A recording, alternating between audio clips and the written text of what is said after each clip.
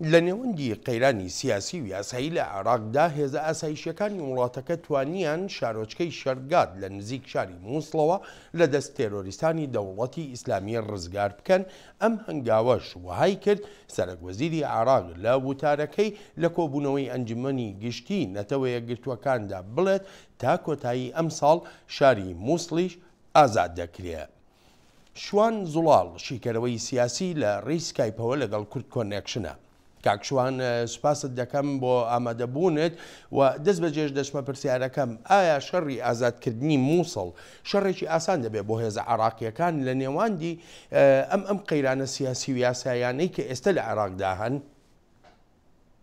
زۆر سپاس. ئەوەی ڕاستی هەر نوعەسەی شەڕی مووسڵەکەی وەکو زانین ئۆبامای پێشەوەی نهایەتی ئەم ساڵ مووسڵ ڕزگار بکرێت، بەس ماوەی ساڵێ زیاترە پلانی بۆ دانرێت.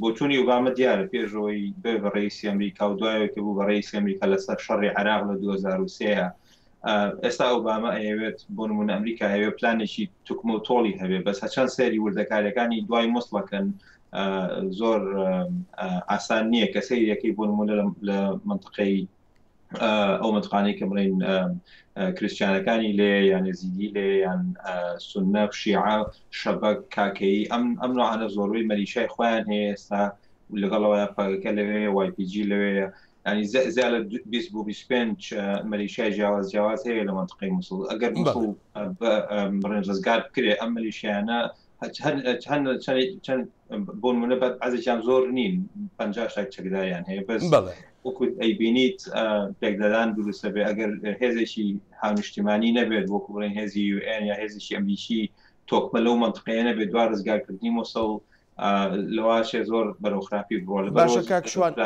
ئەگەر یارمەتیم بە لێرەدا حەز دەکەمەوە بپرسم ئەمانەی هەموو کە باستکردن چەندێک کاریگەری دەبێت بەسەر ئەگەر و نەگەری بەشداری تورکیا لە شەڕی ئازادکردنی مووسڵدا؟ عبادی زۆر دوێنێشۆ لە UN باسی کرد کە بڵین ئەو هێزانی تورکیا نەوێتە ناو نزیکی مووسڵەوە لە بشنە دەرەوە.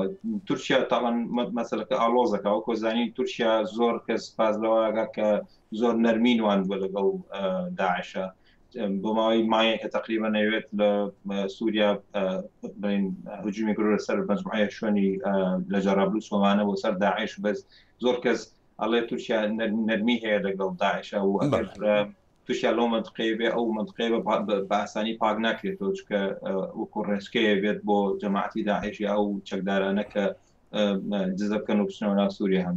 بەڵێ کاکشوان، جەختێکی زۆر دەکرێتەوە لەوەی کە پێویستە هێزی پێشمەرگەی کوردستان بەشدار بێت لەم شەڕی ئازادکردنەی مووسڵدا.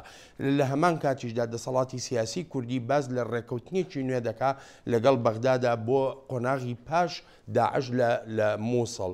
بەپێی ئەو قەیرانە سیاسی و یاساییانەی کە هەیە، پەرلەمانی عێراقی متمانە لە وشار زێباری وەزیری دارایی عێراق دەسەنێتەوە، ینی ئەمە نابێ بە کێشەیەک لە هێنانە ئارای ئەو ڕێکەوتنەی کە پێویستە لە نێوان بەغدا و هەولێردا بکرێ. من ڕاستی خۆی یەکێ لە هەر کێشە گەورەکانی بینی بەغدا و هەولێر کێشەی بوجێ و کێشەی نۆتە و ئێستا ئەم مۆزای کێسا هەیە و شار زێباری ئەم دەنگی لەسەردرا لە پەرلەمان متمانی لێ سەنرایەوە. ئەمەش ئەژێتە ڕێزی ئەوانەی کە بۆ نمونە وەزیری دیفاعی عێراق لێنی وەزیری داخلی عێراق وەزیری نییە کە عێراق وەزعێکی فاینانشەڵی خراپی هەیە، وەزعی داخلی خراپە، شەڕی هەیە. ئەو وەزیرانەی کە زۆر پێویستە لەم کاتەیە هیچیان حالیان لەناو عێراقا ئەو وەزیرانە نییە و من لەو باوەڕێم ئەو دیڵی کە باسەکردنەوە ڕێکەوتنەی کە باسەکرێت هەر قسابێ و ئەگەر دوای مووسڵ وەکو ئەگە مووسڵ ڕزگار کرێت و باسم کرد ئەو نوع مەلیشیانە ئەو ملیشە جیاوازانە ئەگەر کۆنتڕۆڵ نەکرێن لەلایەن هێزێکی هاونیشتمانیەوە لە وەکو UN یان هێزی ئەمریکی زۆر زەحمەتە بێ ئاشتی بێنە لەو منطقەیە. کاکشوان، دوپرسیارم ئەگەر بە کورتی وەڵام من بیتەوە، وەکو گریمانەیەگەگەر تا کۆتایی ئەم ساڵ مووسڵ ئازاد کرا، پێت وایە ئیدی کۆتایی ڕێکخراوە تێرۆریستیەکەی ئەبوو بەکر بەغدادیە لە عێراق؟ احتیمالێکی هەیە ئەو ڕێکخراوە لە عێراق وەکو بڵین شوێنی شار و شارۆچکەی لەژێر دەستان نەمێنێ، بەس وەکو زانی وەکو بینیمان دوای 2003 کە چۆن کۆنە بەحسیەکان وەکو بڵین بەحسی نەما بەحسا لە عێراق سەدام ڕووخا بە زۆر دەور دەخوایان دروستکردنەوە هاتن ناو ساواک و داعشن لەو بەڕێم ئەمێنن و بەس وەکو بڵین ناوچەیەکی جغرافیان وایان لەژێر دەستان نامێنێ بەس ئەم بە ئاسانی لە ناو ناچن. بەڵێ کاکشوان زۆر سپاس دەکەم بۆ بەشداری لە کورد کۆنەکشنی ئەمڕۆ. سپاس.